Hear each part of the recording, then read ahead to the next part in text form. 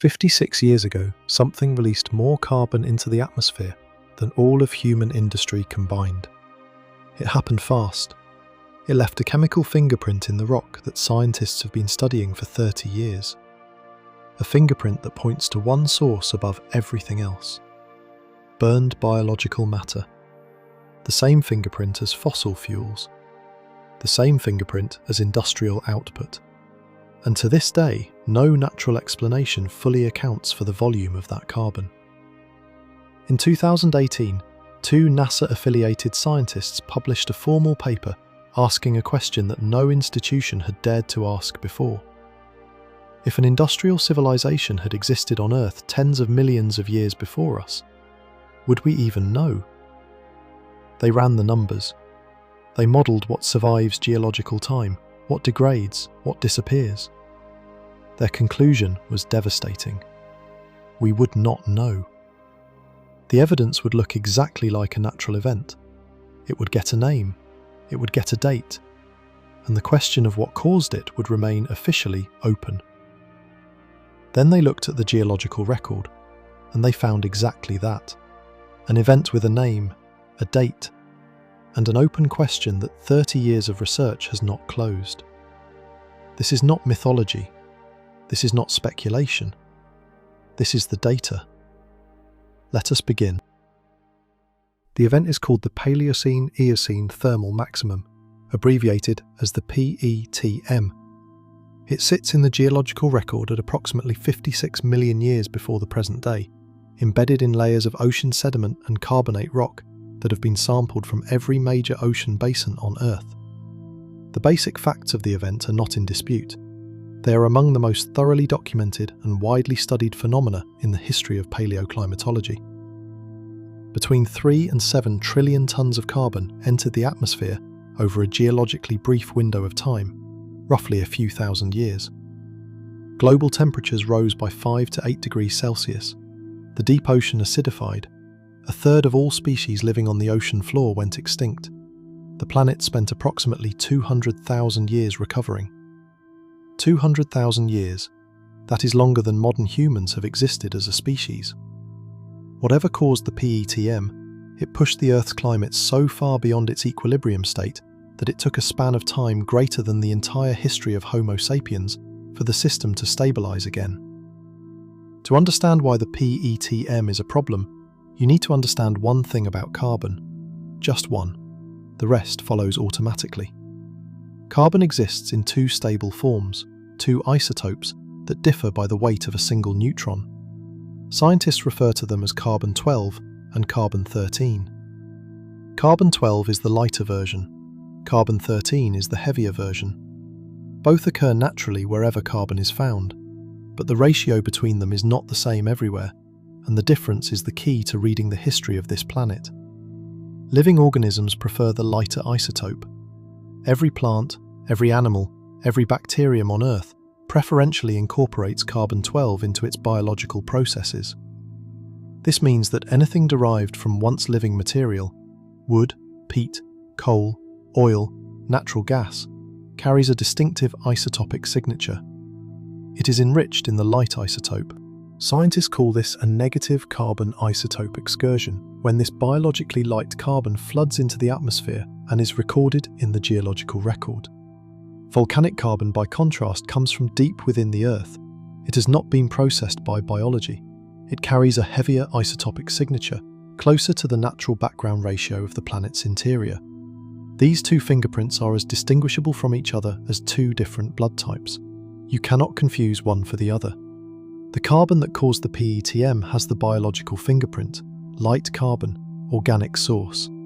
Every measurement taken across 30 years of research, from ocean sediment cores drilled in the Atlantic, the Pacific, the Indian Ocean, and the Southern Ocean, confirms this. The carbon isotope excursion at the onset of the PETM is one of the most clearly defined and universally replicated signals in the entire geological record. It is not ambiguous. It is not debatable.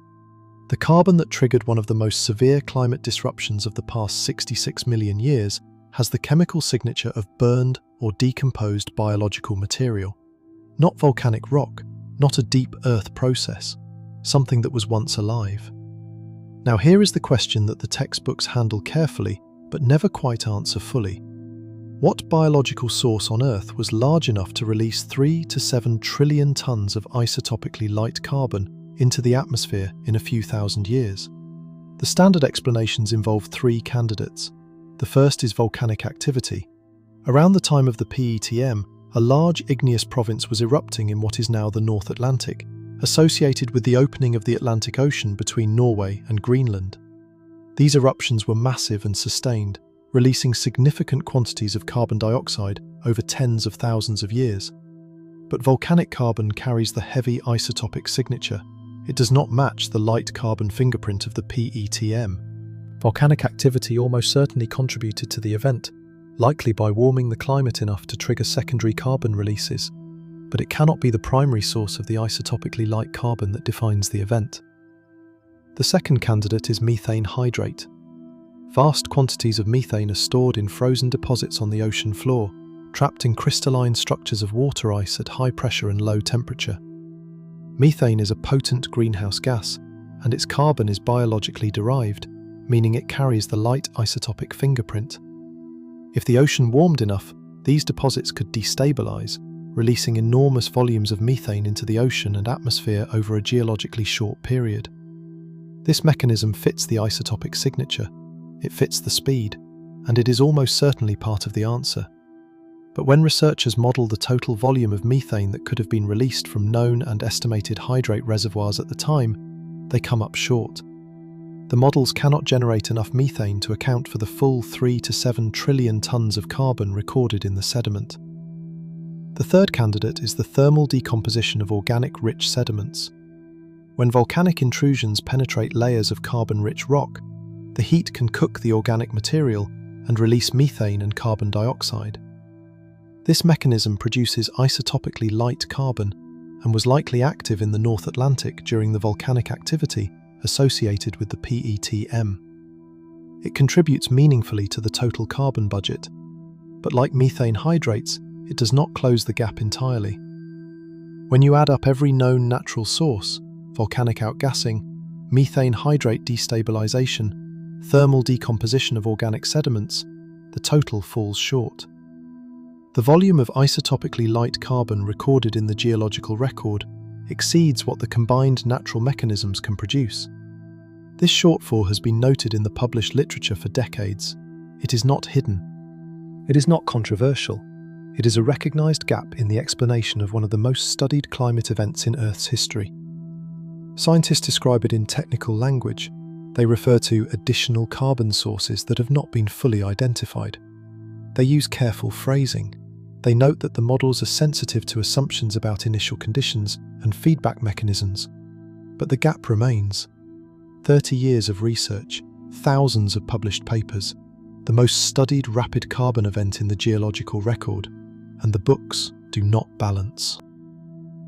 This is where the story changes direction, because in 2018, a paper appeared that reframed the entire question. Gavin Schmidt, the director of NASA's Goddard Institute for Space Studies, and Adam Frank, a professor of astrophysics at the University of Rochester, published a formal study in the International Journal of Astrobiology. The paper was titled The Silurian Hypothesis. Would it be possible to detect an industrial civilization in the geological record? The name was borrowed from a 1970 Doctor Who episode, a deliberate choice to acknowledge the speculative nature of the question while treating the physics with complete seriousness.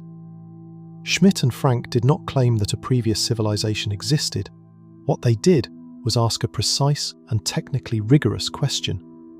If a civilization comparable to ours had existed on Earth tens of millions of years ago, what evidence would survive in the geological record? And would we be able to distinguish that evidence from a natural event? They modelled the problem systematically. Buildings, concrete, steel, none of it survives more than a few tens of thousands of years.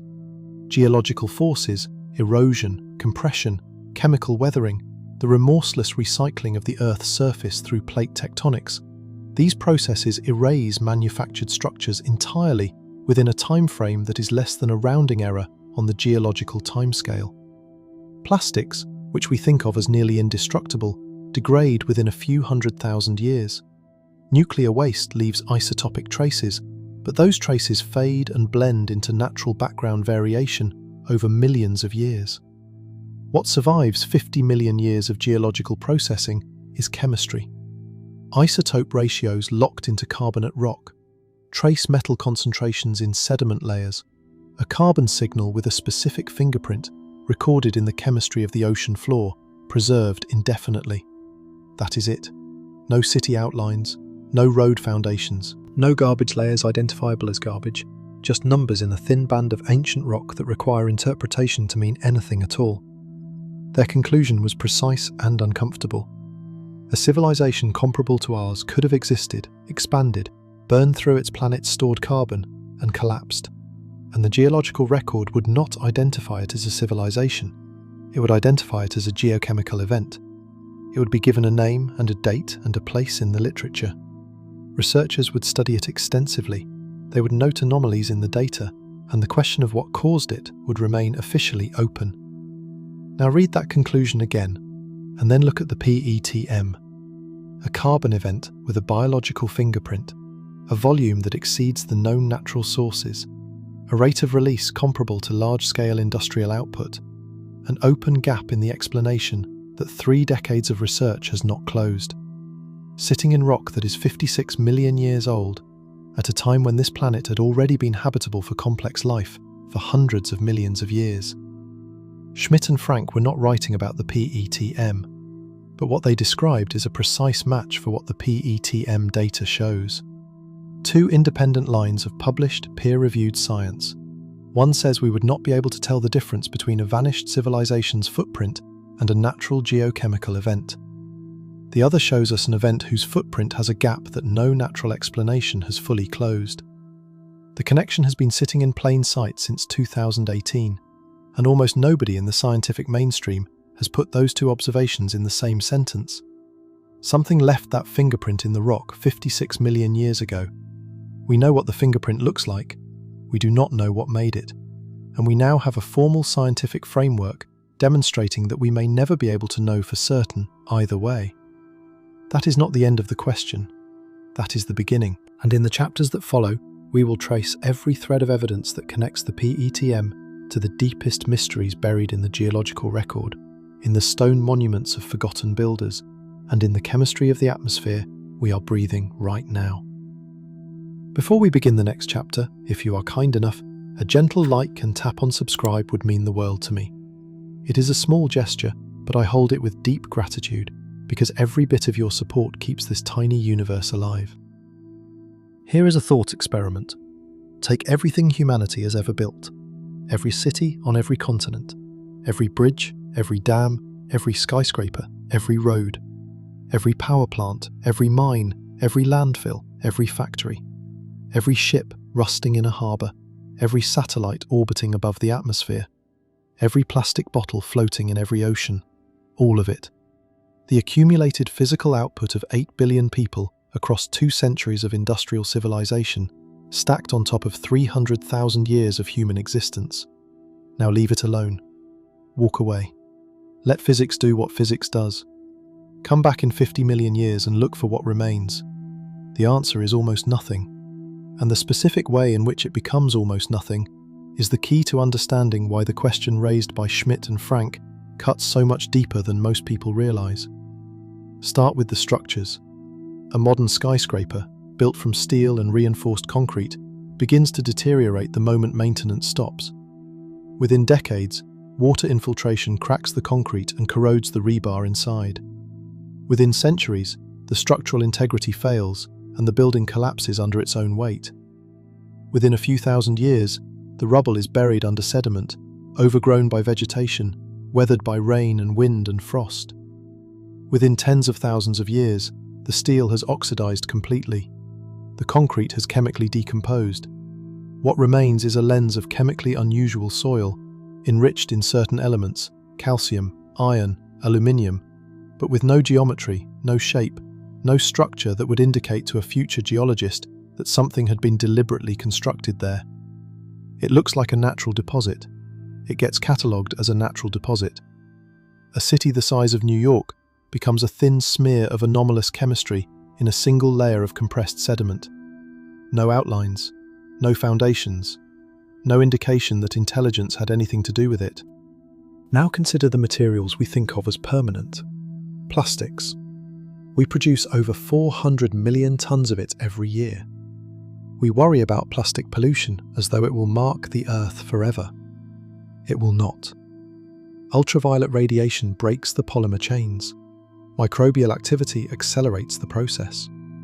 Within a few 100,000 years, the plastics are gone, chemically absorbed into the sediment, leaving behind trace concentrations of unusual carbon compounds that a geochemist with the right instruments might detect, but would never identify as packaging or bottles or shopping bags. They would be catalogued as an organic carbon anomaly, nothing more. Metals fare slightly better in terms of persistence, but no better in terms of identification. Copper, lead, zinc, rare earth elements concentrated by mining and industrial processing, these can persist as anomalous concentrations in sediment for millions of years. But without context, without any surviving structure or artifact to connect them to, they look like natural mineral deposits. The Earth concentrates metals naturally through volcanic activity, hydrothermal processes, and weathering.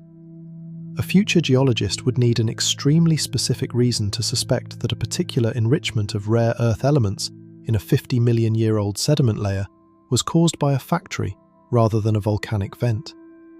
And no such reason would present itself from the chemistry alone. Nuclear material is the longest-lasting identifiable trace. Some radioactive isotopes produced by nuclear reactors and weapons have half-lives in the millions of years.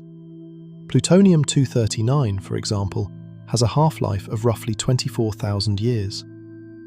After 50 million years, even the longest-lived fission products would have decayed to levels that are extremely difficult to distinguish from natural background radiation. A few anomalous isotope ratios at specific locations might survive, but interpreting them as evidence of technological activity, rather than, say, a natural nuclear fission reactor, which have existed on Earth at Oklo in Gabon roughly 2 billion years ago, would require a framework that no geologist would have reason to apply. So what actually survives 50 million years in a form that is unambiguously readable? One thing: the carbon signal. The isotopic composition of carbon locked into carbonate rock and ocean sediment. Like carbon, enriched in the carbon-12 isotope, deposited globally, rapidly, in volumes that correspond to the massive combustion of ancient organic material. That signal is durable. It is global. It is locked into the chemistry of the ocean floor by the organisms that build their shells from dissolved carbon in seawater. When those organisms die and their shells accumulate on the seabed, the isotopic signature of the carbon they incorporated is preserved in the resulting limestone. 50 million years later, a researcher drilling into that limestone and running the sample through a mass spectrometer will find the signal exactly where it was deposited, exactly as strong as it was when it was recorded. The carbon signal is the one message that geological time cannot erase. Now here is the part that should make you sit with this for a moment. We are currently producing that signal. 150 years of industrial activity, primarily the combustion of coal, oil, and natural gas, has released roughly 500 billion tons of isotopically light carbon into the atmosphere. That carbon is being absorbed by the oceans. It is being incorporated into the shells of marine organisms. It is being deposited on the seabed in sediment that will eventually become rock. The isotopic signature of our industrial civilization is being written into the geological record at this moment. In 50 million years, it will be there. A thin layer of light carbon, anomalous, rapid, biological in origin, with a volume that future researchers may or may not be able to fully account for using the natural mechanisms available in their models. We are creating our own PETM. We are writing the same entry into the same record, with instruments precise enough to watch ourselves do it in real time. And the most unsettling realization is not that we are doing it, it is that someone, or something, may have done it before. What happened after the Silurian Hypothesis was published? The answer to that question is as revealing as the paper itself. Almost nothing. The paper came out in the International Journal of Astrobiology in 2018. It was covered by mainstream science publications. It generated brief public interest, and then the field moved on. No follow-up studies, no funded research programs, no teams formed to rigorously test the hypothesis against the specific anomalies of the PETM or any other geological event. 7 years of silence from the institutions best positioned to pursue the question. That silence is worth examining. In the normal process of science, when a credentialed researcher publishes a novel hypothesis in a peer-reviewed journal, the community responds. Other scientists test it, they try to confirm it or break it. They run their own models. They look for the predictions the hypothesis makes and check whether those predictions match reality. That adversarial process is how science corrects itself. It is how good ideas survive and bad ideas are discarded. The absence of that process is not neutral. It tells you something. But what it tells you is not that the hypothesis is wrong. If the hypothesis were obviously wrong, it would have been easy and professionally rewarding to write a rebuttal demonstrating its flaws. No such rebuttal has been published. What the silence tells you is that the question is professionally dangerous. The incentive structure of academic science is asymmetric. If you pursue the Silurian hypothesis and find evidence supporting it, the discovery would be extraordinary, but the professional risk is enormous. If you are wrong, your credibility is permanently damaged. You become the scientist who chased ancient aliens in the geological record. No amount of methodological rigor protects you from that characterization once it takes hold.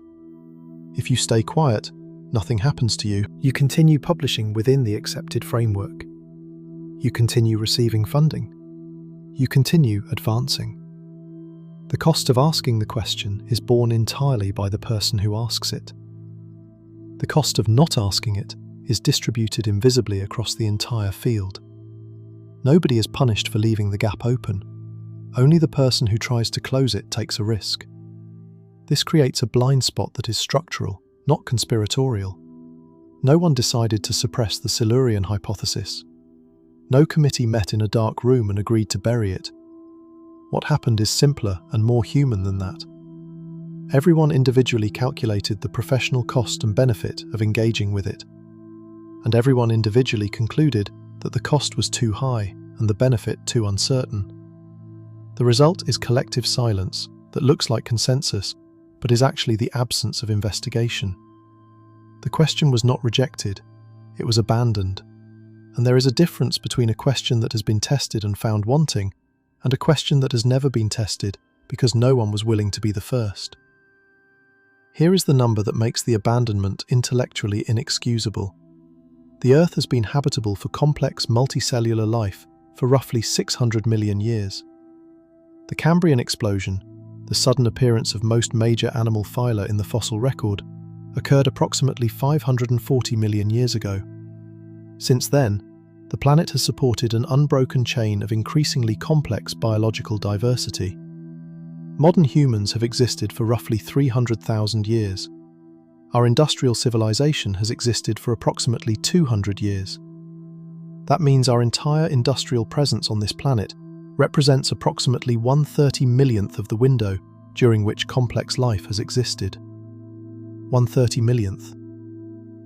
Now ask the question that no mainstream institution has formally calculated. What is the probability that in 600 million years of complex biology, on a planet chemically favourable to life, with oceans rich in organic chemistry, with an atmosphere capable of supporting metabolisms of extraordinary diversity, we are the first and only species to develop the capacity to alter the planet's atmosphere at an industrial scale? Not the first to build radio telescopes, not the first to write poetry, the first to burn stored organic carbon at a rate sufficient to leave a detectable isotopic signal in the geological record. That is a much lower bar than intelligence. It requires only the biological capacity to extract and combust stored energy at scale. And in 600 million years, across millions of species, through mass extinction events that repeatedly cleared the ecological slate and opened new evolutionary pathways, we are expected to believe that it happened exactly once. The honest answer is that we do not know. We cannot prove that something was here before us, but we also cannot prove that it was not. And those two positions are not symmetric. One of them is comfortable. One of them requires rethinking our place in the history of this planet. We have collectively chosen the comfortable one, and we have done so not because the evidence supports it, but because the absence of evidence, in a record that we now know cannot preserve the relevant evidence, has been treated as though it settles the question. It does not. The record is not clean. The record is blind. And what we cannot see is not the same as what does not exist. The PETM fingerprint sits in the rock. The gap in the explanation sits in the literature. The framework that connects them sits in a peer-reviewed journal with a handful of citations and 7 years of silence. 3 independent facts, 1 uncomfortable intersection, and a question that is still waiting for someone brave enough to pursue it with the resources and rigour it deserves. In the next chapter, we leave the chemistry of ancient carbon behind and enter the physical evidence layer of a more recent catastrophe, one that left its marks not only in isotope ratios and sediment cores, but in nanodiamonds scattered across 4 continents, in a crater hidden beneath a mile of Greenland ice, and in the sudden disappearance of an entire culture from the archaeological record. Something happened 12,800 years ago, and the evidence for what it was is far more tangible than a chemical signature in ancient rock. 12,800 years ago, the world was warming. The last ice age was releasing its grip. Glaciers that had covered much of North America and Northern Europe for tens of thousands of years were retreating. Sea levels were rising. Forests were reclaiming land that had been locked under miles of ice. The megafauna of the Pleistocene, mammoths, mastodons, giant ground sloths, saber-toothed cats, roamed a continent that was slowly becoming more hospitable with every passing century. And then, in a window so narrow that geology cannot distinguish it from a single moment, everything reversed. Temperatures plummeted, the warming stopped, the glaciers advanced again. Ecosystems that had been recovering for thousands of years collapsed. The largest animals on 4 continents vanished from the fossil record. An entire human culture disappeared so completely that for decades, archaeologists did not know where it had gone.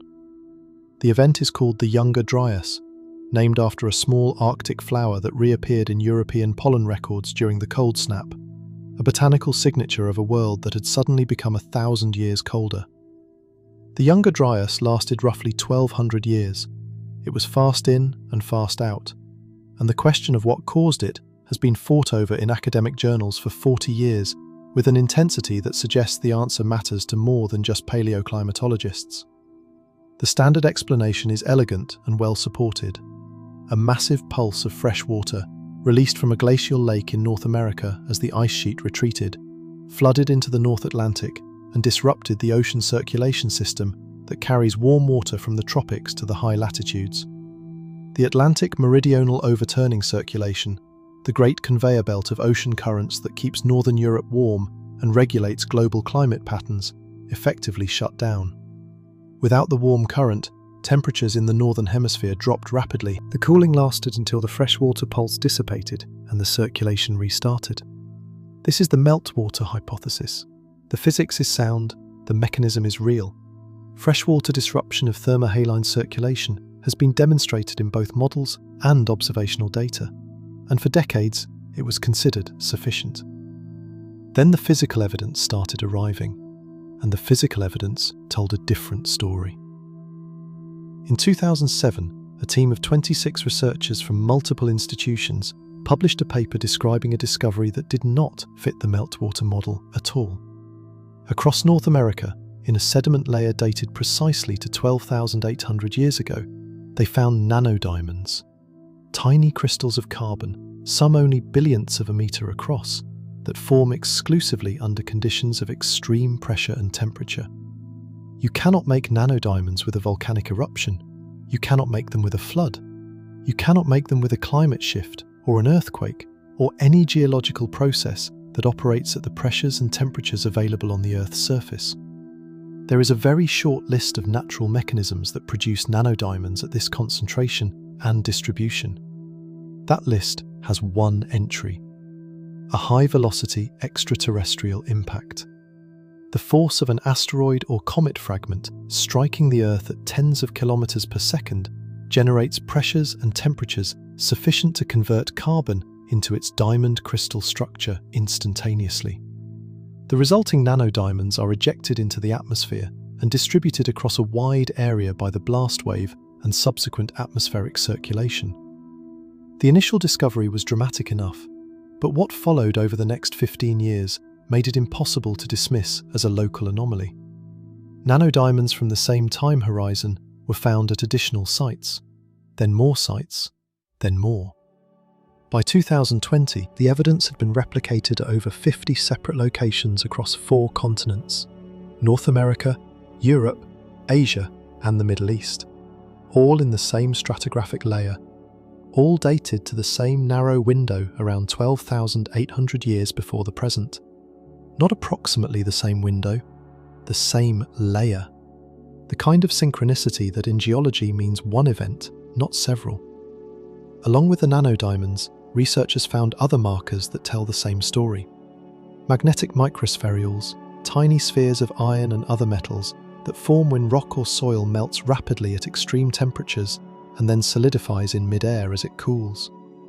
These spherules are a well-established signature of impact events. They were found in the same layer, at the same sites, in concentrations far above natural background levels. Iridium, a metal that is rare on the Earth's surface, but relatively abundant in asteroids and comets. Elevated iridium concentrations in a global sediment layer are the signature that Luis and Walter Alvarez used in 1980 to identify the asteroid impacts that killed the dinosaurs 66 million years ago.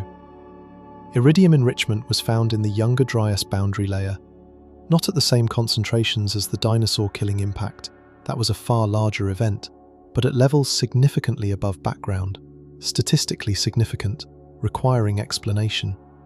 Shocked quartz. Grains of the mineral quartz that have been deformed by pressures far exceeding anything produced by terrestrial geological processes.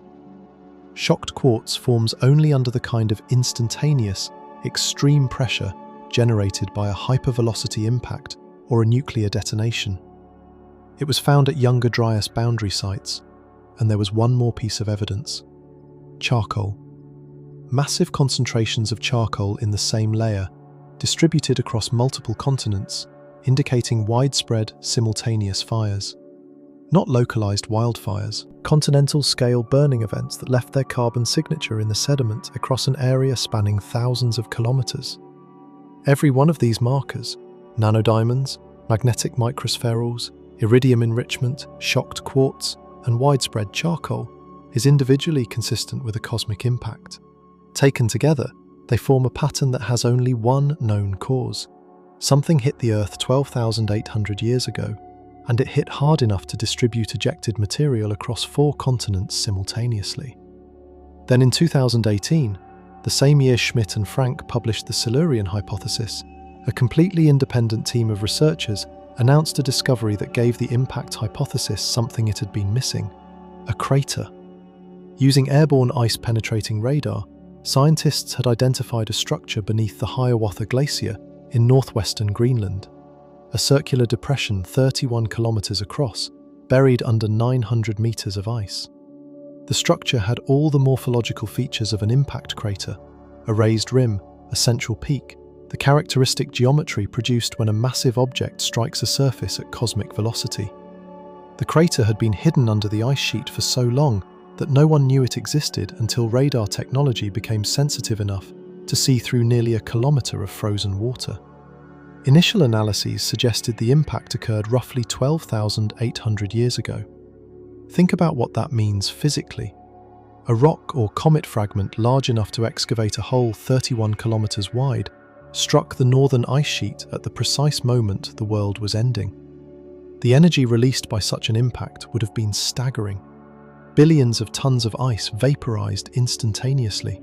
Superheated steam and pulverized rock ejected into the upper atmosphere. A shockwave propagating outward at hypersonic speed across the ice sheet and the surrounding terrain. The thermal pulse from the impact would have ignited fires across hundreds or thousands of kilometers. The material lofted into the atmosphere would have been distributed globally within days, carried by stratospheric winds and deposited in a thin layer across every continent. Exactly the layer the researchers found, with exactly the markers the researchers documented. The dating of the Hiawatha crater has since been debated. Some subsequent analyses have proposed an older formation date, potentially placing the impact tens of thousands of years earlier than the Younger Dryas boundary. This debate is legitimate and ongoing, but here is what the debate does not change. The crater exists. An impact of that scale in that region was physically possible, and the evidence layer from 12,800 years ago contains exactly the markers that such an impact would produce and distribute globally. Even if the Hiawatha crater itself turns out to predate the Younger Dryas, the impact evidence at the boundary layer remains. The nanodiamonds are real, the microspherules are real, the iridium is real, the charcoal is real. They do not need a specific crater to validate them, they need an impact. And impacts on ice do not always leave durable craters because the ice melts, flows, and reforms. Now consider what was living on the surface of North America when this happened. The Clovis people. Named for the distinctive stone spear points first discovered near Clovis, New Mexico, in the 1920s and 30s. They were the first clearly identifiable widespread human culture in the Americas. Their tool technology, a specific method of shaping stone into thin, fluted projectile points of extraordinary precision, has been found at archaeological sites from coast to coast, from southern Canada to Central America. They were not a marginal population clinging to survival at the edge of habitable territory. They were a successful, well-adapted culture that had spread across an entire continent over thousands of years. They hunted mammoths and mastodons. They had sophisticated tool-making traditions. They thrived in an environment that was, by the standards of Ice Age North America, abundant and productive. And then they vanished. Within one human generation, the distinctive Clovis tool technology disappears from the archaeological record entirely. Not a gradual decline, not a slow transition to a different tool style, not a migration pattern that can be traced to a new region. One stratigraphic layer they are there, the next layer they are not. The standard explanation for the Clovis disappearance is overkill. Human hunters drove the megafauna to extinction, the food web collapsed. The culture that depended on those animals could not sustain itself. That explanation is coherent on paper, and it has one critical problem. Overkill is gradual. It takes generations. It leaves a trail of declining animal populations, shifting hunting strategies, evidence of dietary adaptation as preferred prey becomes scarce. The Clovis disappearance does not show any of those signatures. It aligns, within the resolution of available dating methods, with the impact evidence layer. One boundary, one moment. Everything changes at once, and the Clovis were not the only ones who disappeared. This is the element that transforms the Younger Dryas from a regional climate story into a global catastrophe. In the same narrow window around 12,800 years ago, the megafauna of North America went extinct. Mammoths, mastodons, horses, camels, giant ground sloths, short-faced bears, direwolves, saber-toothed cats, an entire ecosystem of large-bodied animals that had survived multiple previous climate shifts over hundreds of thousands of years, gone. Simultaneously, woolly mammoth populations across Eurasia declined sharply. Large fauna in South America experienced parallel extinctions in the same window. The same pattern repeating across ecosystems that had no contact with each other, no shared human population, no mechanism for transmitting a hunting pressure from one hemisphere to another. Hunting pressure is inherently local. A human population in what is now Arizona driving mastodons toward extinction cannot simultaneously affect woolly mammoth herds in what is now Siberia. These populations were separated by an ocean and by thousands of kilometers of ice. Whatever reached them all at roughly the same moment was not a hunting strategy. It was not a gradual climate shift. It was something that did not care which continent it was affecting. Synchronized global extinction requires a synchronized global cause. The meltwater hypothesis provides a regional cooling mechanism for the northern hemisphere. Regional cooling does not explain 4 continents losing their largest animals in the same geological instant. An impact event does.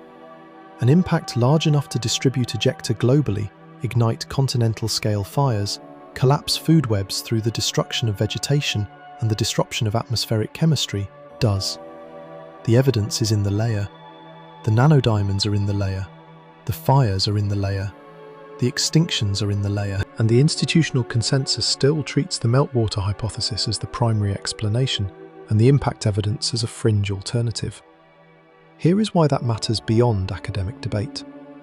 The meltwater hypothesis has been the dominant explanation since the 1980s. Decades of papers have been built on top of it. Careers have been constructed around it. Funding has been allocated to research programs that assume it. When the impact evidence began appearing in the early 2000s, it did not enter a neutral scientific environment. It entered a field where the existing explanation had institutional momentum, where the researchers most qualified to evaluate the new evidence were also the researchers whose professional identity was built on the old explanation. This is not a conspiracy. It is a structural problem. It is the same structural problem that explains the silence around the Silurian hypothesis, the same incentive asymmetry, the same professional cost calculation. If you challenge the consensus and you are right, you rewrite a chapter of Earth's history. If you challenge the consensus and you are wrong, your career suffers damage that no subsequent paper can repair. If you do not challenge the consensus, nothing happens to you at all. The result is that the explanation which accounts for less of the physical evidence maintains its dominance, not because the evidence supports it more strongly, but because the institutional cost of replacing it is higher than the institutional cost of leaving the gap open. Science is supposed to prefer the explanation that accounts for the most evidence with the fewest additional assumptions. By that standard, the impact hypothesis should be the leading candidate. It accounts for the nanodiamonds, the microspherules, the iridium, the charcoal, the synchronized extinctions across 4 continents, and the abrupt disappearance of the Clovis culture. The meltwater hypothesis accounts for the cooling. One explanation covers everything, the other covers one piece, and the one that covers one piece is still the consensus. Something hit this planet 12,800 years ago. It burned continents. It killed species that had survived every previous ice age cycle for hundreds of thousands of years. It erased a human culture from the archaeological record in a single generation.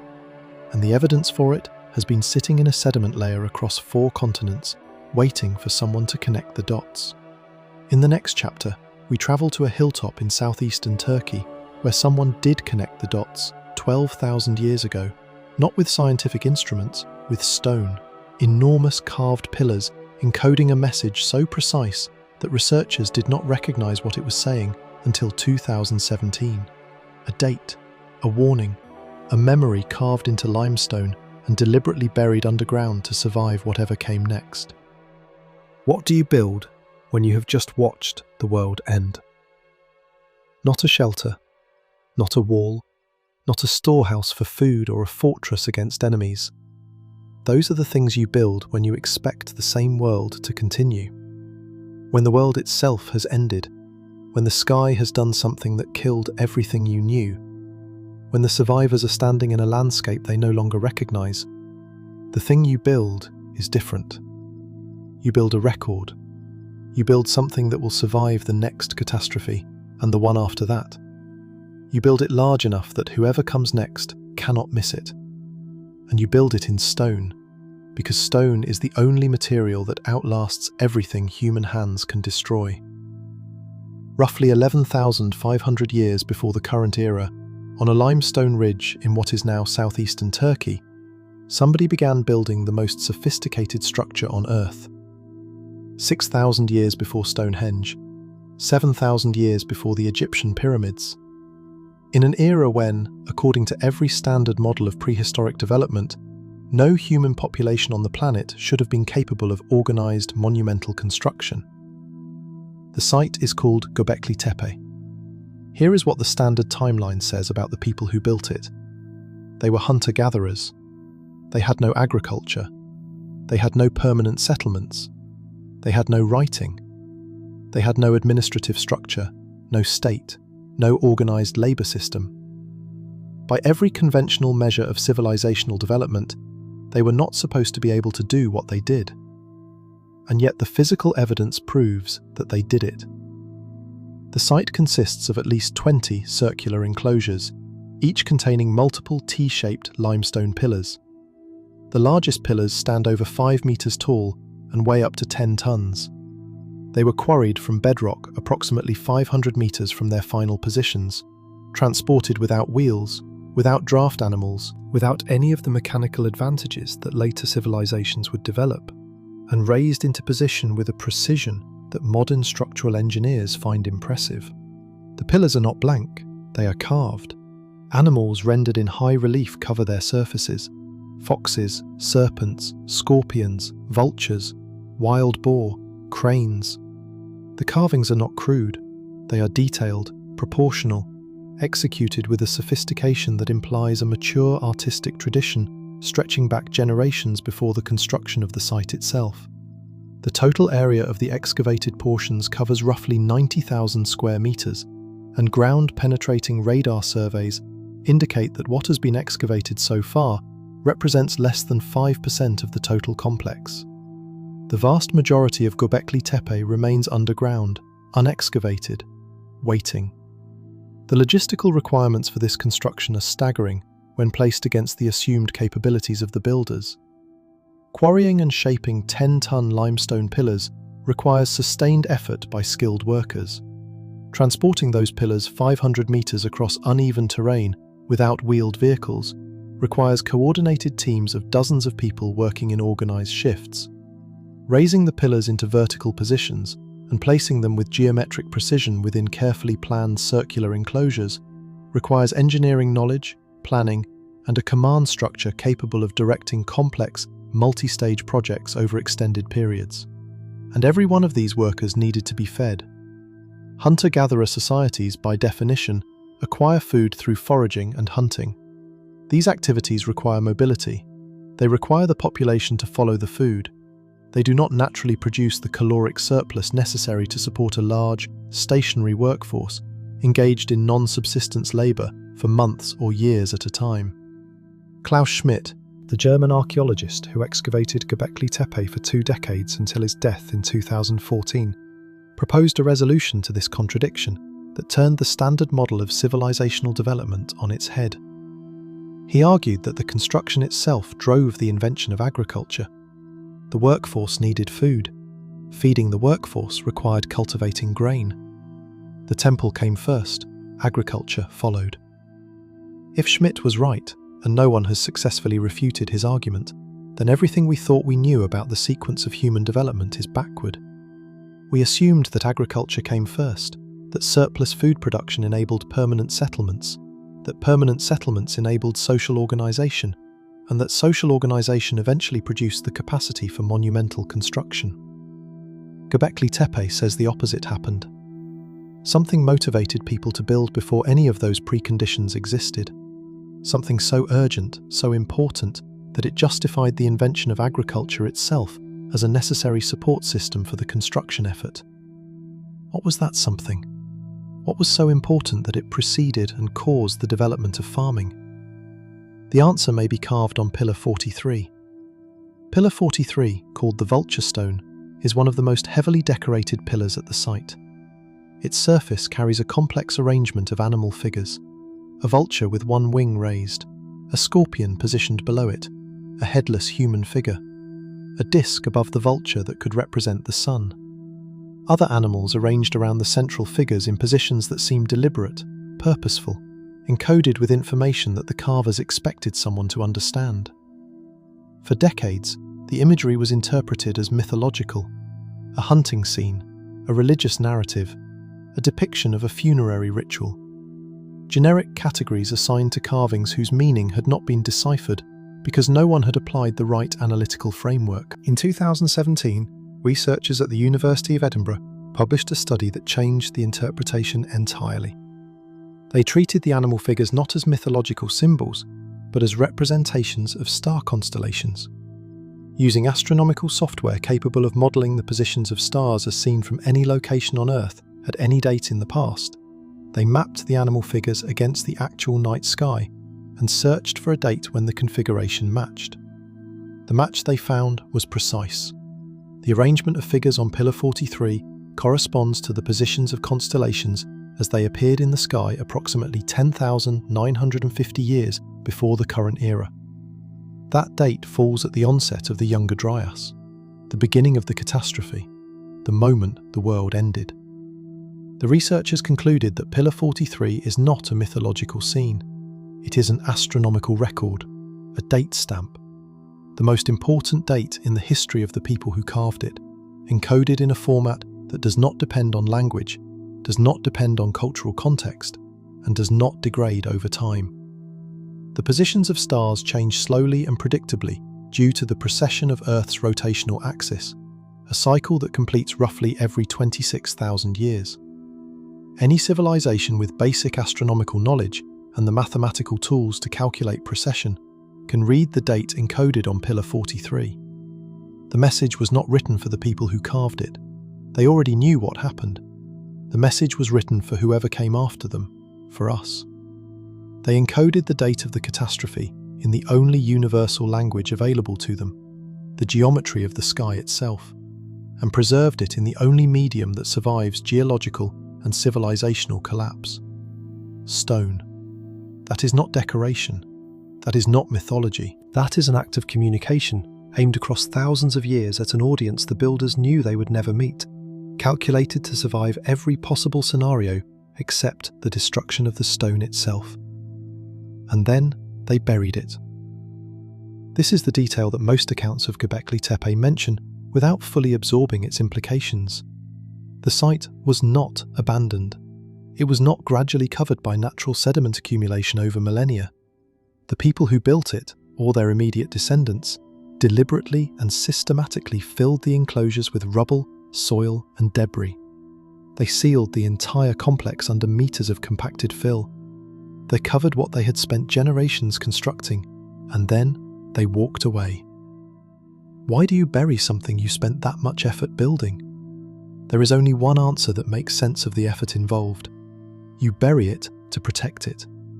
You bury it because you have seen what happens to things on the surface when the sky falls. You bury it because a structure above ground is vulnerable to fire, to blast waves, to the environmental chaos that follows a catastrophic event.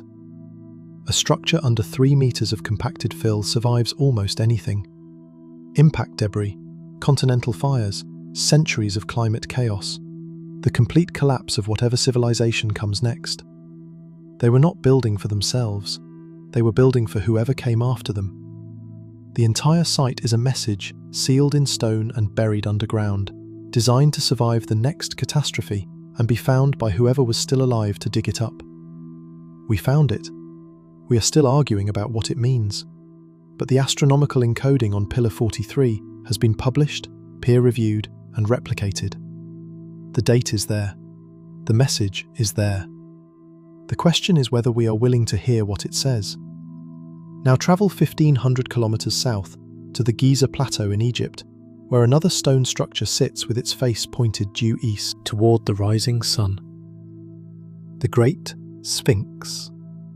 A lion-bodied monument carved from the living bedrock of the plateau, the largest monolithic sculpture on Earth. The orthodox dating places its construction at approximately 2,500 years before the current era, during the reign of Pharaoh Khafre of the 4th dynasty. That dating is based on historical records and the stylistic association of the Sphinx with other known structures from the same period. It is not based on any direct physical measurement of the Sphinx itself. In 1990, Robert Schoch, a geologist with a doctorate from Yale University, examined the limestone walls of the enclosure surrounding the Sphinx. What he found was a pattern of erosion that did not match the expected age of the structure. The walls displayed deep vertical weathering channels, the specific pattern produced by prolonged exposure to heavy rainfall running down a vertical stone surface over centuries.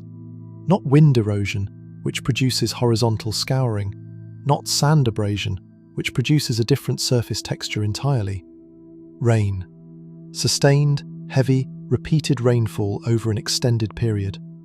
Egypt has not experienced that kind of rainfall since before 5,000 years before the current era. The last period of sustained heavy precipitation in the region ended roughly 7,000 years ago, when the climate shifted and the Sahara transitioned from a green, fertile landscape to the desert it is today.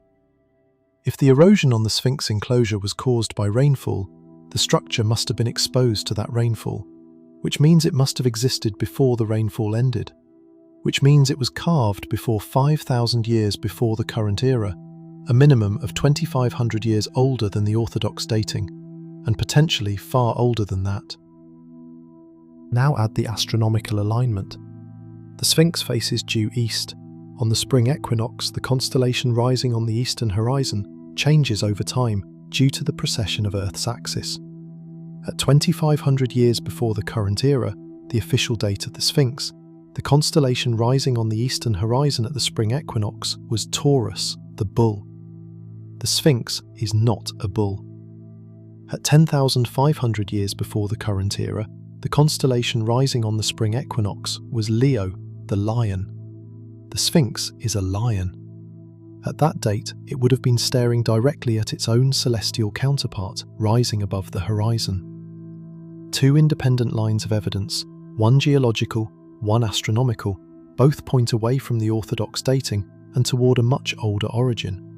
They do not converge on exactly the same date, but they both indicate a period thousands of years before the historical record of dynastic Egypt begins. And if the Sphinx is that old, where is the civilization that built it? Where are their other structures, their tools, their settlements? The answer is the same answer that Frank and Schmidt gave us. Gone. Erased by 7,000 or more years of geological processing, climate change, and sea level rise. Any coastal settlements from that era are now sitting under tens of meters of water in the Mediterranean and the Red Sea. The absence of corroborating evidence is not evidence against the geological argument. It is exactly what the geological argument predicts. Now consider what the body of the Sphinx tells you about its own history. The proportions are wrong. The body is massive, extending over 73 meters in length. The head is visibly, obviously disproportionately small relative to the body. This disproportion is not subtle. It is apparent to anyone who looks at the structure without prior assumptions. The most widely accepted explanation, endorsed by many mainstream Egyptologists, is that the head was recarved. The original head, whatever it depicted, weathered badly over an extended period of exposure. When the pharaohs of the Old Kingdom encountered the structure, the original head was significantly eroded.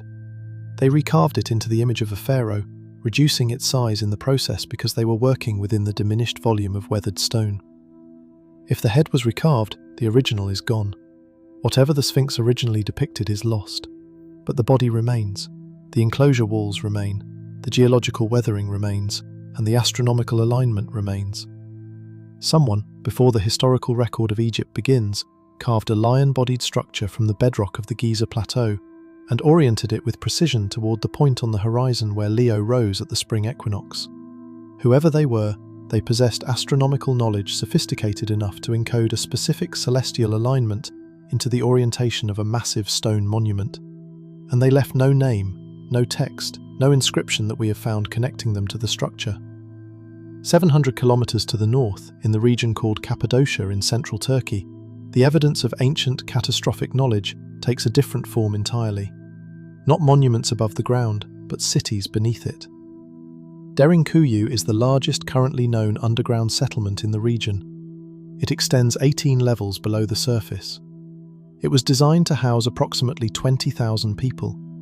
It has ventilation shafts reaching from over 60 meters underground to the surface, independent wells accessing the water table, stables for livestock, storage rooms capable of holding years of food supplies, rolling stone doors weighing hundreds of kilograms that could seal individual tunnel sections from the inside, creating airtight barriers between levels. A complete, self-contained environment capable of sustaining a large population with zero contact with the surface for an extended period. There are over 200 similar underground settlements in the Cappadocia region. Some are connected by tunnels extending for kilometers. The official explanation attributes them to defense against historical invaders, and that explanation works for 3 levels, maybe 5. It does not work for 18. No army in the historical record of that region ever pursued defenders 18 levels underground. The logistics are impossible. The darkness alone would stop them. 3 to 5 levels provides complete protection against any human military threat. What justifies the remaining 13 levels? Distance from the surface. More rock between you and whatever is happening above. Independent air supply capable of filtering contaminated atmosphere. Multi-year food storage. Complete surface independence. You build this when the threat is not soldiers. You build this when the surface itself becomes uninhabitable. When the air is poisoned by ash or chemical fallout. When the sun is blocked for months or years. When the temperature has dropped so far that agriculture is impossible. When everything that sustained life above ground has collapsed and will not recover for years. These are not the threats that appear in the historical record of Cappadocia. These are the threats that appear in the geological record of 12,800 years ago. The people who built Gobekli Tepe encoded the date of the catastrophe in stone and buried it to survive the next one. The people who may have carved the Sphinx aligned it with a constellation that marked a specific epoch in deep time. The people who built Derinkuyu engineered a survival system designed to outlast the complete collapse of surface conditions. 3 sites. 3 different responses to the same knowledge. The knowledge that the world had ended once, violently, from above, and that it could end again.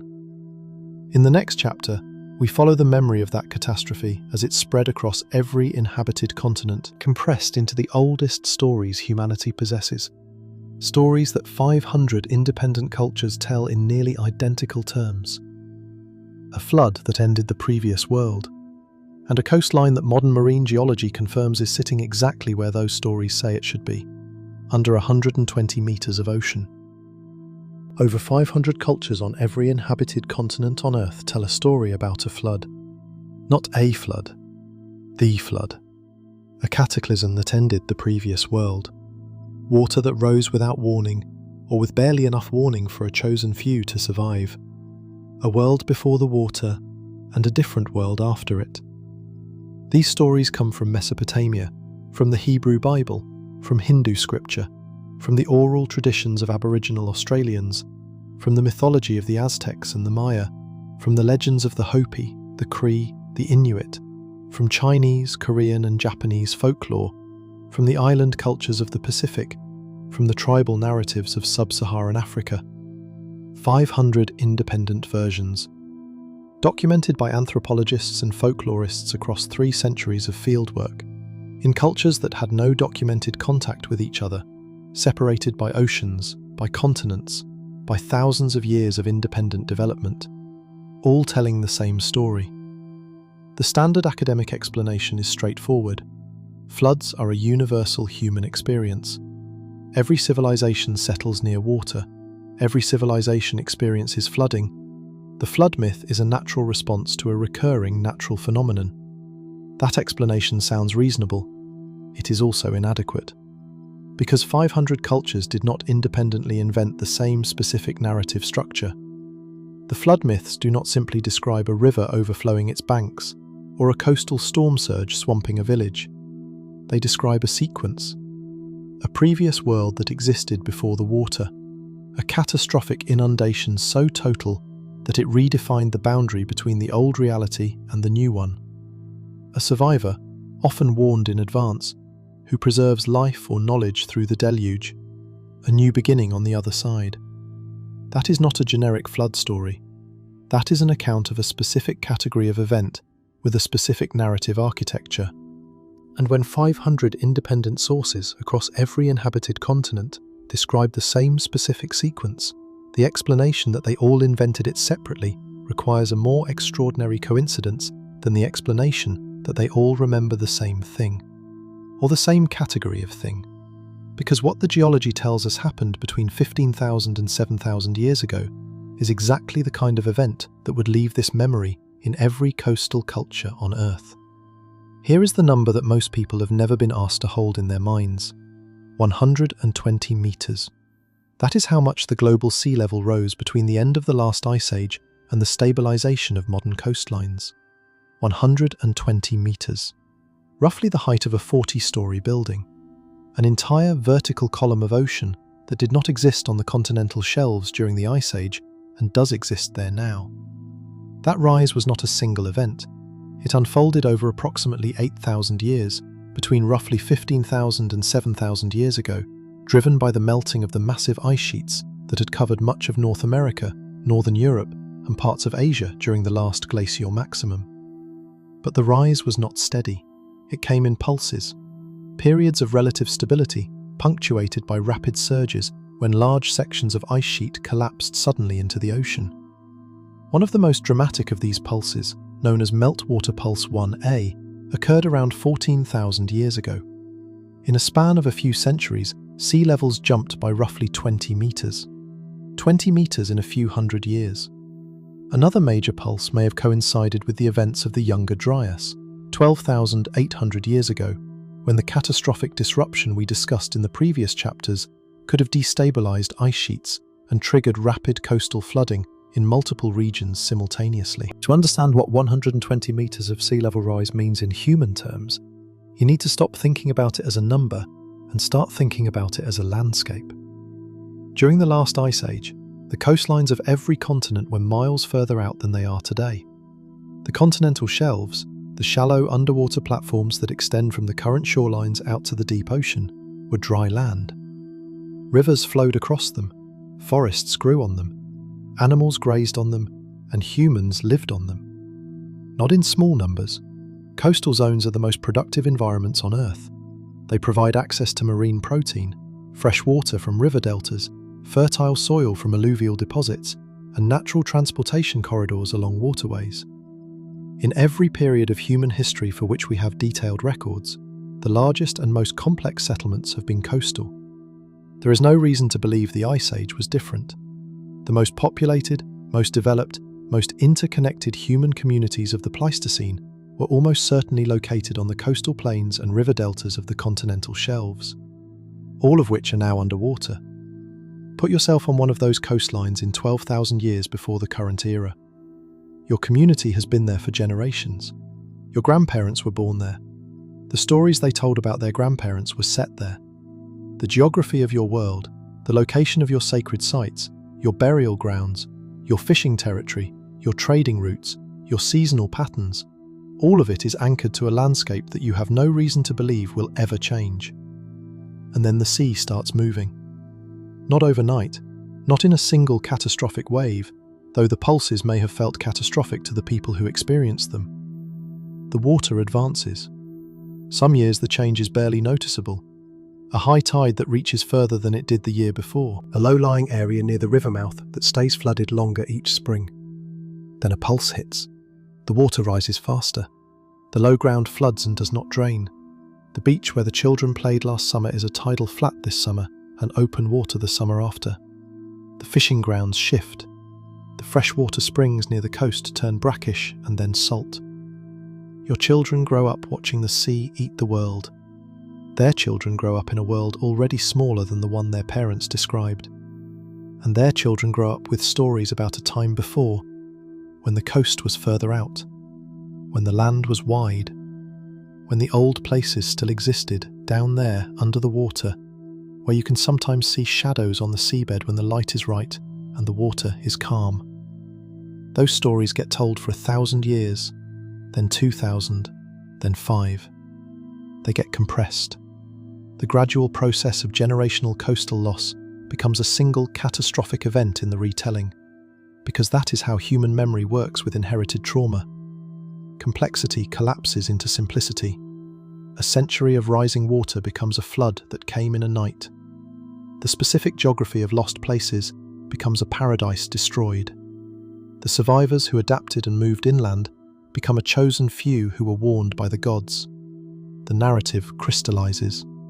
The details change with each culture, but the structure remains. A world before, a flood. Survivors, a new beginning. 500 versions of this story are not 500 independent inventions. They are the accumulated, compressed, mythologized memory of one of the largest geographical transformations in human history. The sea ate an entire world's worth of coastline. the memory of it outlasted every physical trace of the world that was lost.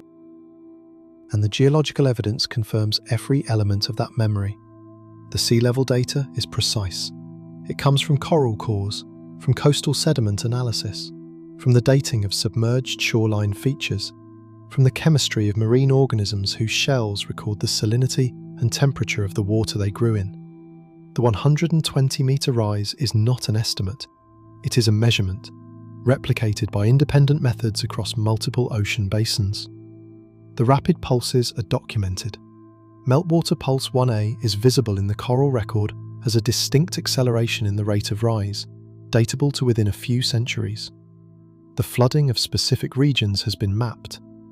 The North Sea basin, which connected Britain to continental Europe as dry, walkable land during the Ice Age, a landscape archaeologists have named Doggerland, flooded progressively throughout this period.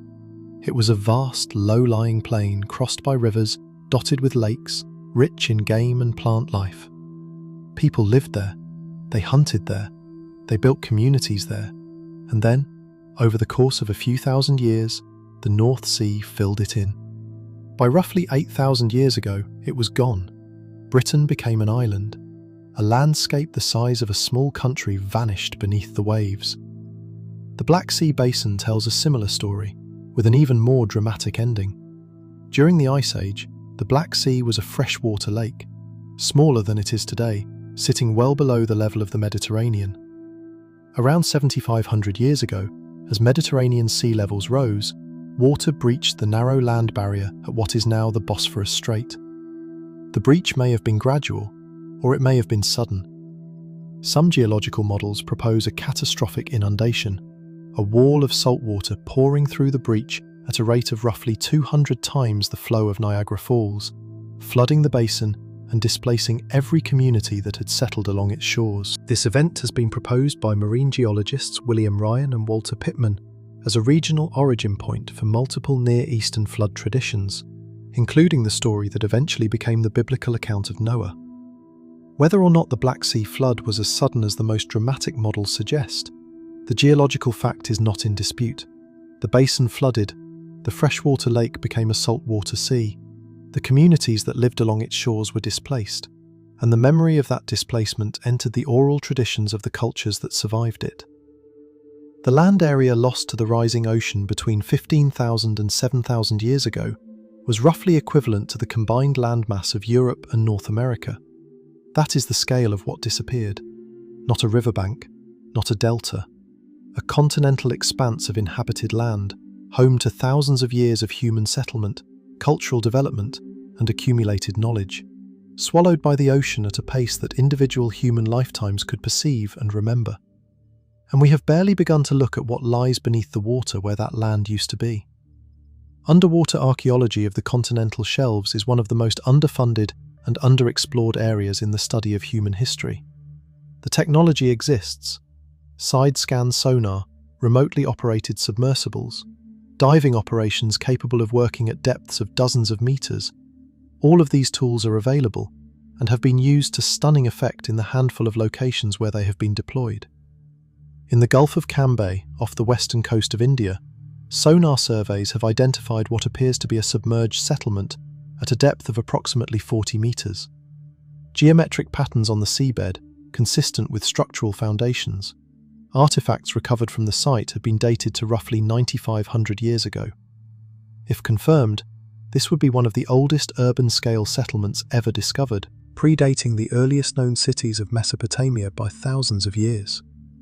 And it is underwater, buried under 4,000 years of marine sediment, in a region that was dry coastal land during the period when the settlement appears to have been occupied.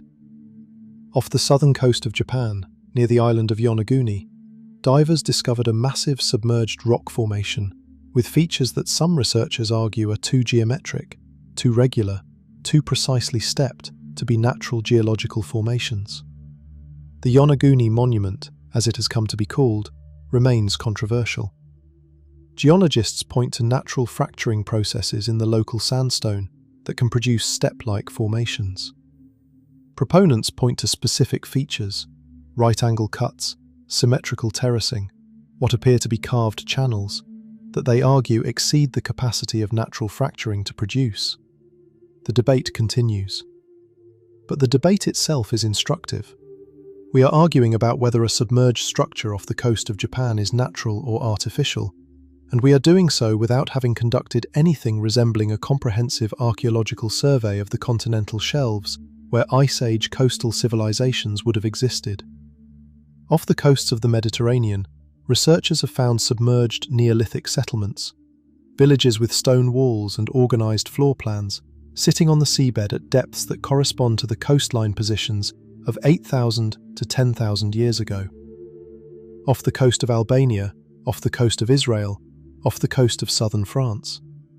Each discovery treated as an isolated curiosity rather than as evidence of a systematic pattern. The pattern being that the most inhabited coastal zones of the Ice Age world are underwater, and we have explored a vanishingly small percentage of them.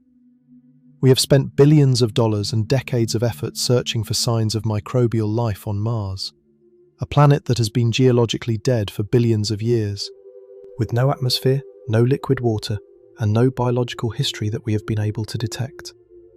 Meanwhile, the drowned coastlines of our own planet, accessible with current technology, known to have been inhabited by human populations for tens of thousands of years, containing the archaeological record of the coastal civilizations of the Ice Age world, remain largely unexplored.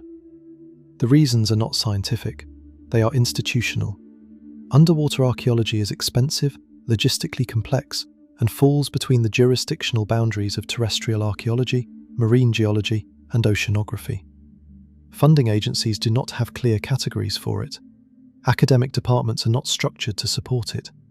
The career incentives push researchers toward land-based excavation, where the methods are established, the costs are lower, and the publication pipelines are well defined. The result is a blind spot the size of a continent. We know the land was there. We know people lived on it. We know the sea took it. We know the memory of that loss survives in the oldest stories humanity possesses, repeated 500 times across every inhabited continent. And we have not seriously looked at what is sitting on the seabed where that land used to be. What are we going to find when we actually look? The flood myths are not evidence of a supernatural event. They are evidence that human populations with oral traditions witnessed geological events large enough to define the boundary between their old world and their new one. The geology confirms the events were real. The myths confirm the events were remembered. The question is not whether the stories describe something that actually happened. The geology settles that. The question is, what else is in those memories that the geology cannot tell us directly?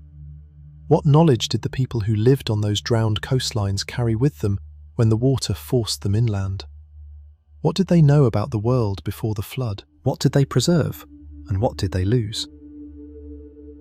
We have now traced a line that connects the chemistry of 56-million-year-old rock to the oral traditions of cultures that remember a world the ocean swallowed. In the next chapter, we turn the lens inward and face the most uncomfortable connection of all, the PETM fingerprint and our own.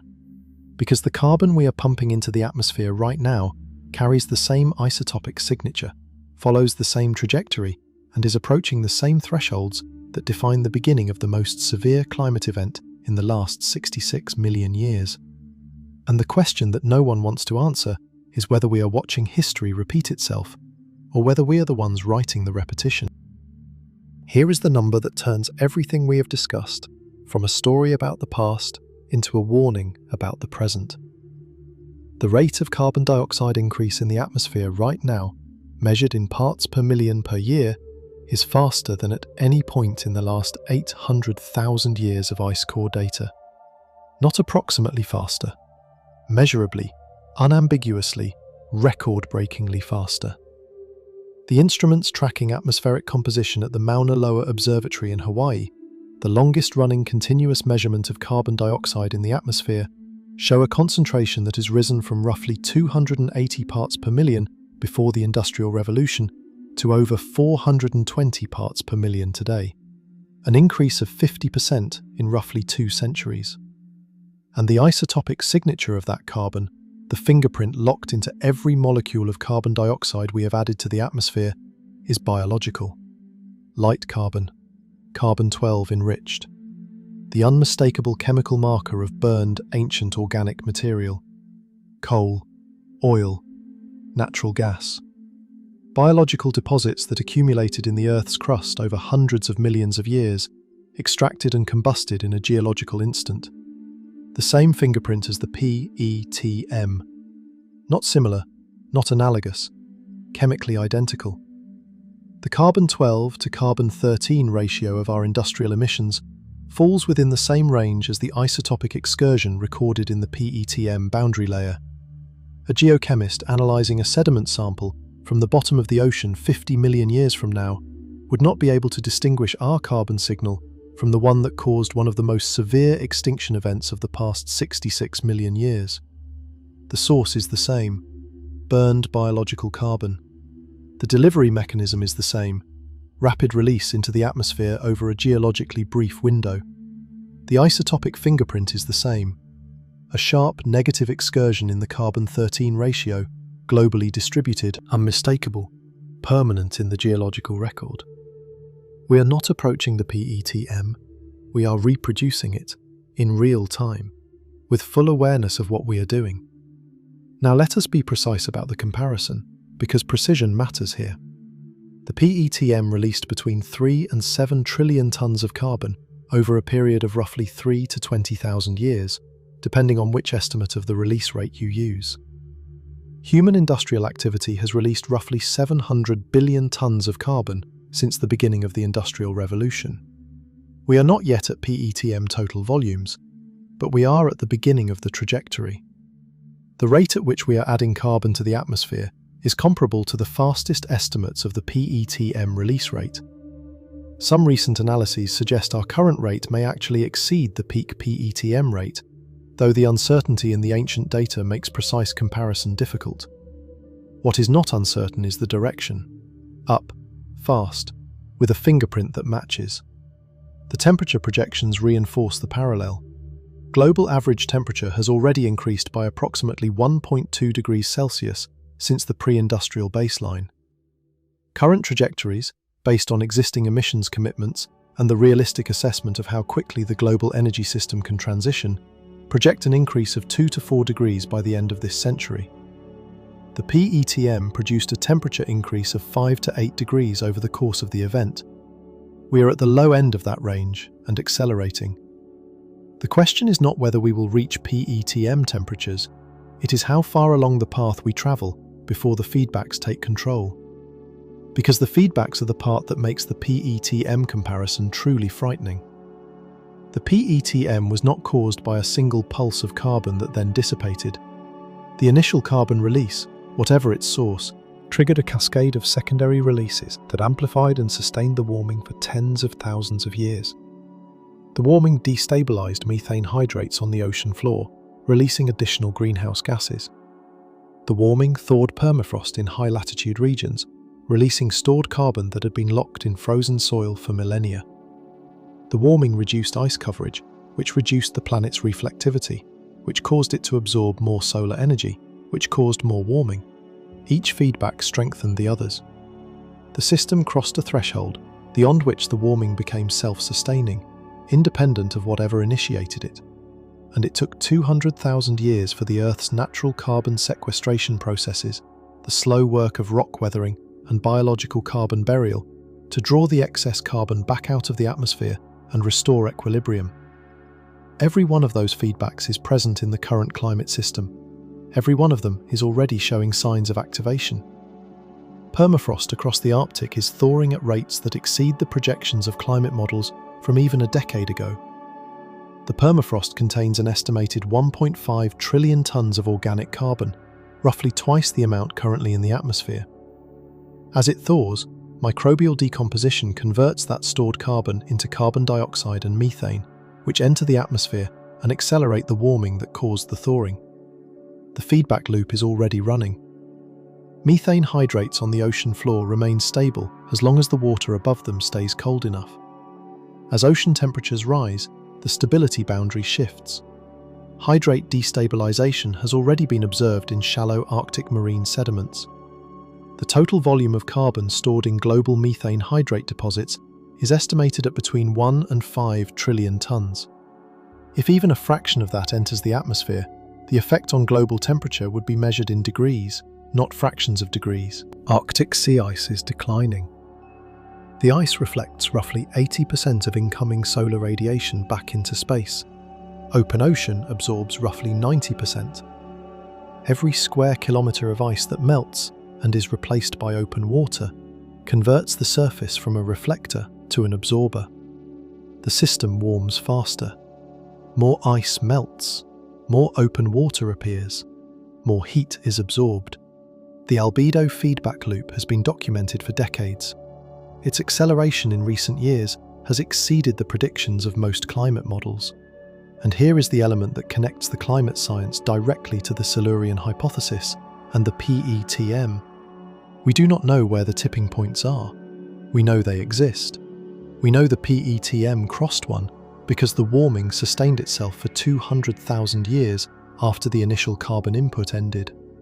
We know the Earth's climate system has tipping points, thresholds beyond which the feedbacks become self-reinforcing and the system shifts to a new equilibrium state, regardless of what triggered the initial change. But we do not know how close we are to those thresholds. We cannot see them from this side. The PETM shows us what the other side looks like.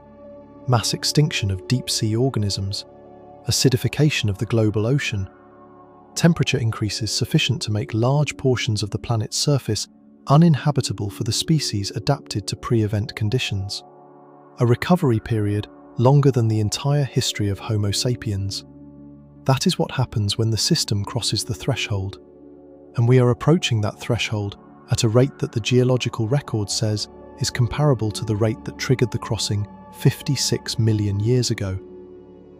If the Silurian hypothesis is even partially correct, if some component of the PETM carbon signal was produced by an industrial process that we cannot distinguish from natural causes at this temporal distance, then the PETM is not just a climate event, it is a precedent, a record of what happens when a civilization on this planet overshoots its carbon budget. The event peaked, the temperature maxed out, the extinctions happened, and then, slowly, over 200,000 years, the system recovered.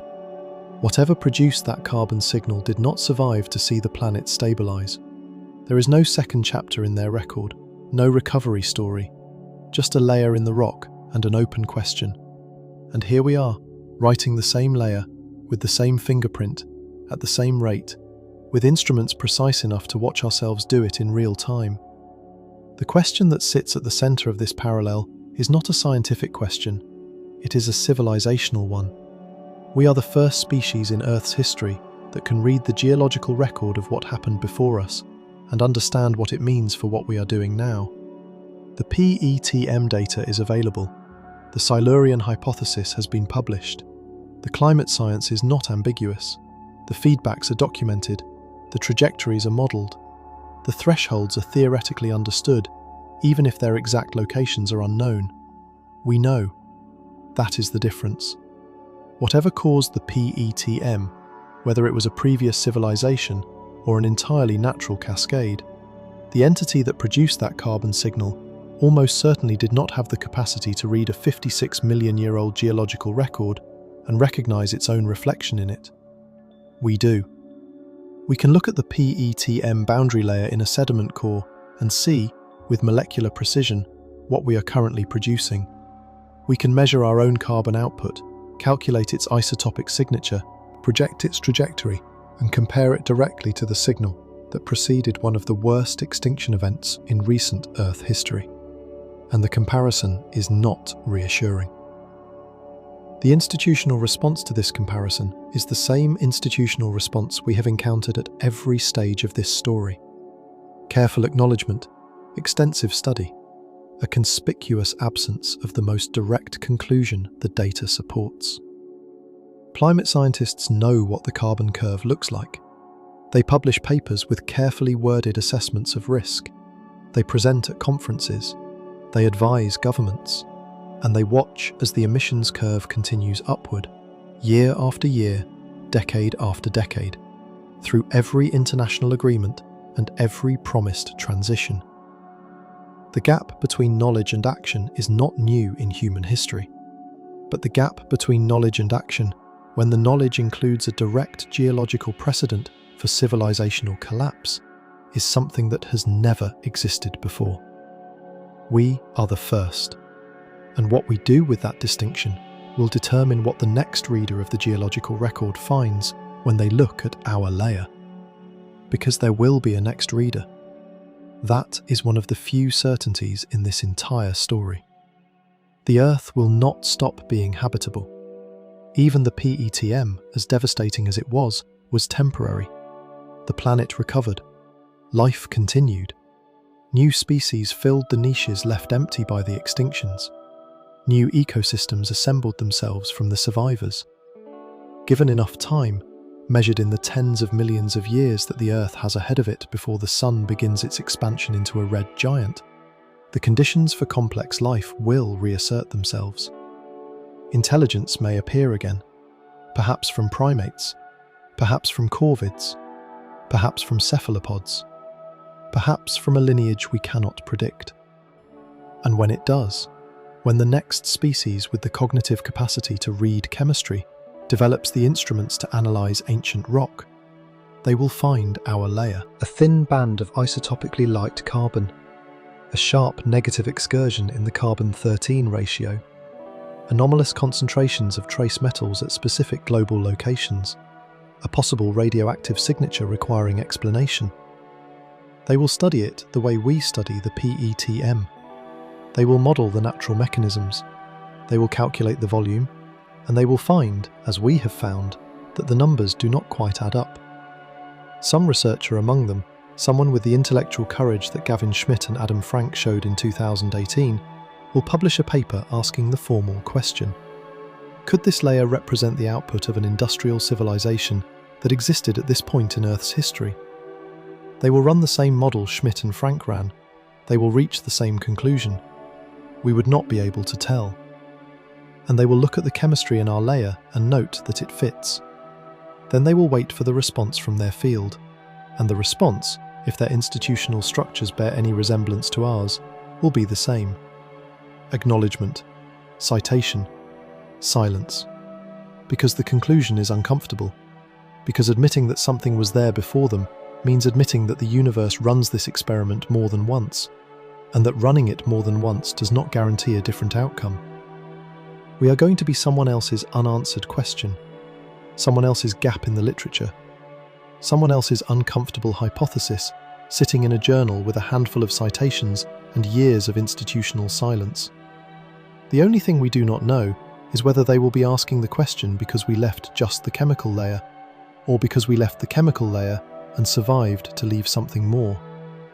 What separates those two outcomes is not technology, it is not intelligence, it is not even knowledge, because we already have the knowledge. What separates them is what we choose to do with the knowledge in the brief window between recognizing the pattern and the pattern completing itself. That window is now, not a century from now, not next decade. The feedbacks are activating, the trajectory is set. The distance between where we are and where the PETM crossed its threshold is measured not in centuries, but in the decisions made by the generation currently alive. This generation, the one listening to these words, the one that knows, with a certainty no previous generation has possessed, exactly what it is writing into the rock. Something was here before us. Maybe. The data fits. The gaps are real. The framework that connects them has been published, peer-reviewed, and largely ignored. That is the honest state of the evidence, not a conclusion, not a verdict. An open question whose openness is itself a statement about how we handle ideas that challenge the story we have agreed to tell ourselves about our place in the history of this planet. But here is what is not, maybe. Here is what is confirmed, measured, replicated, and beyond any reasonable dispute. The geological record does not make exceptions. It has processed every civilization, every species, every ecosystem that has ever existed on this planet with the same indifference. Chemistry survives, everything else degrades. Whatever came before us, if anything did, left a layer. And the layer either has an explanation we have found, or an explanation we have not found yet, or an explanation that makes us deeply uncomfortable about what it implies. We are leaving a layer right now. Think about what that means. Not abstractly, not as a metaphor, physically. The carbon from your car's exhaust. The carbon from the power plant that charged the device you are listening to this on. The carbon from the factory that made the food you ate this morning. Every molecule of that carbon carries an isotopic fingerprint. Light carbon, carbon-12 enriched, the unmistakable chemical signature of burned ancient biological material. That carbon enters the atmosphere. It dissolves into the ocean. It is incorporated into the calcium carbonate shells of microscopic marine organisms living in the surface waters.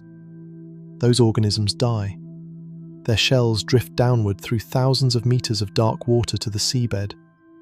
They accumulate in sediment that compresses over millions of years into limestone. And the isotopic fingerprint of the carbon they incorporated is preserved in that stone. Permanently, written into the geological record with a fidelity that no human archive, no digital storage system, no library can match. The rock does not forget. The rock does not interpret. The rock records. And what it is recording right now, at this moment, in sediment accumulating on the floors of every ocean on Earth, is us. Our energy choices, our consumption patterns, our collective decision about how much ancient carbon to extract and burn in the brief window of time we occupy.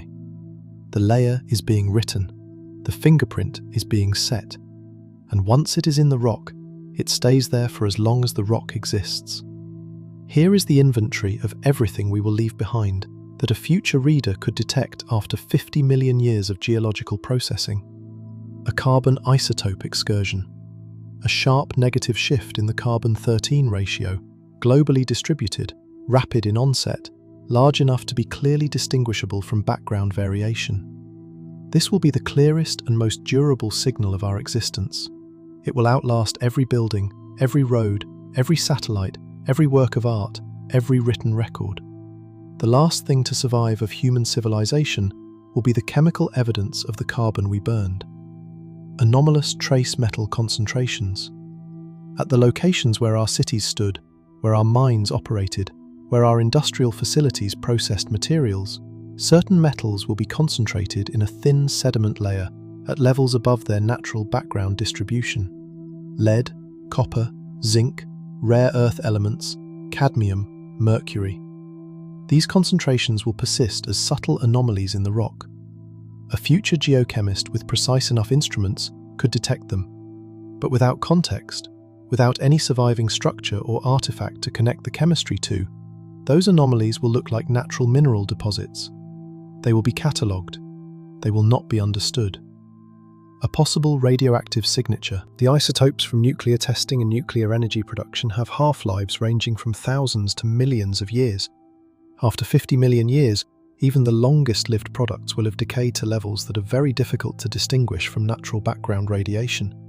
But some anomalous isotope ratios at specific locations, the sites of reactors and detonations, might persist as faint, puzzling readings in the rock. Without a framework for interpretation, they will remain puzzling. That is the complete list: carbon chemistry, trace metals, a possible whisper of radiation, no structures, no artifacts, no images, no language, no names, no indication that the entities who produced these chemical signals were aware of their own existence, let alone capable of contemplating the permanence of the record they were writing. Just numbers in a thin band of rock. Now look at what the PETM left behind. A carbon isotope excursion, a sharp negative shift in the carbon-13 ratio, globally distributed, rapid in onset, with a volume that exceeds the known natural explanations. Anomalous trace conditions in the boundary layer that are still being catalogued and characterized. A chemical record that has been studied for 30 years and still contains a gap that no one has closed. The inventory is the same, the fingerprint is the same, the format is the same. The only difference is 56 million years of time, and the open question of whether the entity that left the earlier signal knew what it was doing. We know what we are doing. That is the line that separates us from every previous entry in the geological record. We are the first civilization in Earth's history that possesses the instruments to measure its own impact on the planet's chemistry in real time. We are the first to read the record of what happened before us and understand the implications. We are the first to build the models that predict where the current trajectory leads. We are the first to have the Silurian Hypothesis in a peer-reviewed journal, telling us in explicit terms that a vanished civilization's footprint would look exactly like the anomalies we find in ancient rock. We are the first to see the pattern, and seeing the pattern has not changed the pattern. That is the fact that sits at the centre of this entire story, not the PETM, not the Younger Dryas, not Gobekli Tepe, or the Sphinx, or the underground cities, or the flood myths, or the drowned coastlines. All of those are pieces of a puzzle whose shape we can now see clearly enough to describe. The piece that defines this moment, the piece that will determine what our layer says to whoever reads it, is the gap between knowing and acting. We have crossed the threshold of knowledge. We have not crossed the threshold of response. Think about the people who built Gobekli Tepe. They had just survived the end of a world. They had watched the sky do something catastrophic. They had lost people, communities, entire ways of life. And their response was to build. Not for themselves, for whoever came next. They encoded the date of the catastrophe in the geometry of the stars. They carved it into stone weighing 10 tons. They organised hundreds of people, invented agriculture to feed them, and spent generations constructing a message they knew they would never see delivered. And then they buried it to make sure it survived. They did not have writing. They did not have metal tools. They did not have any of the advantages we take for granted. What they had was the knowledge of what had happened, and the conviction that someone in the future needed to know it too. They acted on that knowledge with everything they had. They left a message in stone that lasted 12,000 years and was only discovered in 1994. 12,000 years. A message in stone from people with no technology, no infrastructure, no institutional support.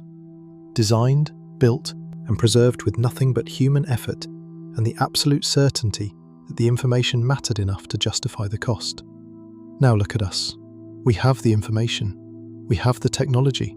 We have the institutional structures, the scientific knowledge, the computational power, the engineering capacity, and the global communication networks to act on what we know at a scale and speed that the builders of Gobekli Tepe could not have imagined. And the layer we are writing into the rock says that we are not acting. The carbon curve is still rising. The feedbacks are still activating. The trajectory has not changed. The layer is getting deeper. What will it say about us? That is the question this story leaves you with. Not whether something was here before us. That question may never be answered with certainty, because the geological record is structurally incapable of preserving the answer. The question that matters, the question that has a definite answer that is being written right now, is what our layer will say about us. Will it say that we were the first civilization to see the pattern and change course? That we recognized our own fingerprint in the rock of the deep past and chose a different trajectory? That the knowledge made a difference?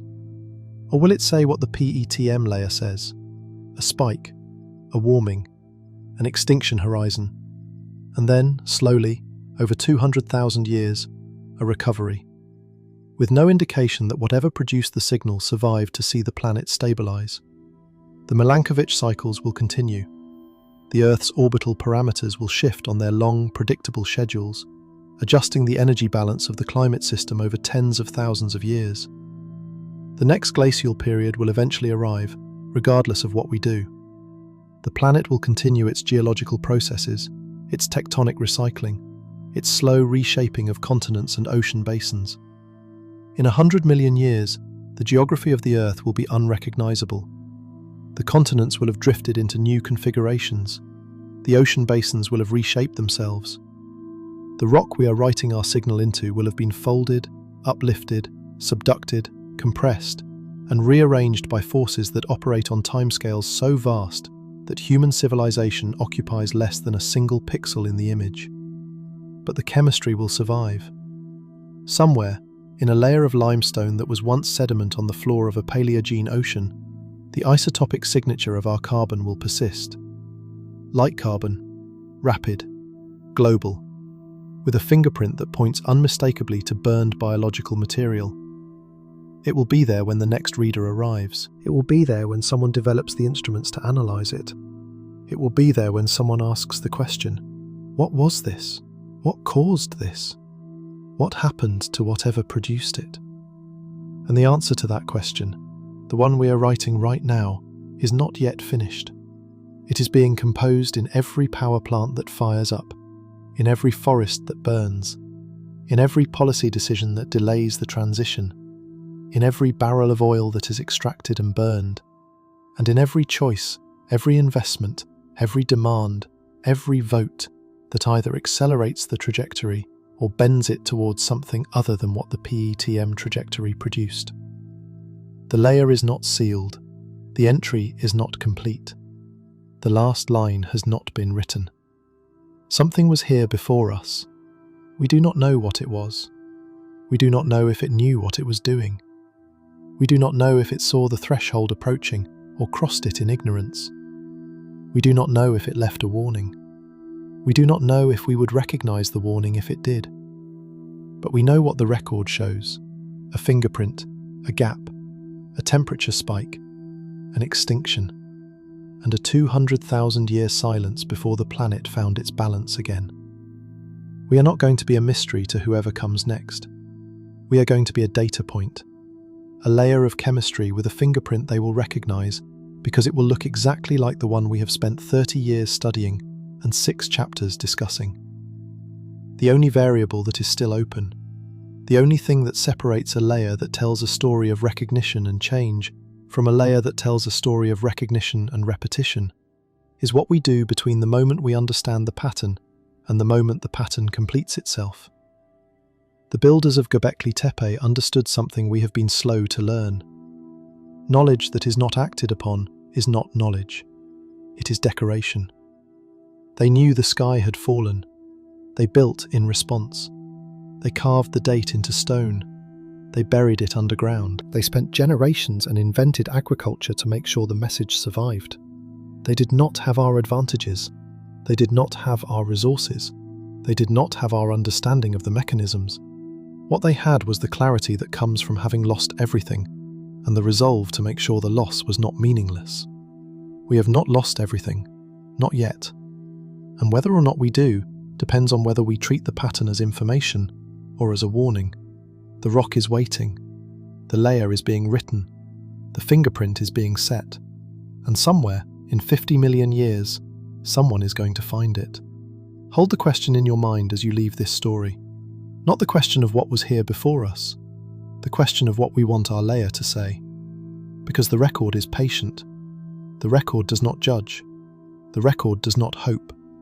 It simply records what happened, in the chemistry of ancient rock, with a fidelity that nothing else in the universe can match.